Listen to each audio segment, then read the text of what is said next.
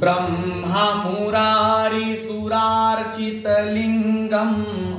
निर्मलभासितशोभितलिङ्गं जन्मजदुःखविनाशकलिङ्गं तत्प्रणमामि सदा शिवलिङ्गं तत्प्रणमामि सदा शिवलिङ्गं देवमुनिप्रवरार्चितलिङ्गं कामदहं करुणाकरलिङ्गं रावणदर्पविनाशनलिङ्गं तत्प्रणमामि सदा शिवलिङ्गं तत्प्रणमामि सदा शिवलिङ्गं सर्वसुगन्धिसुलेपितलिङ्गं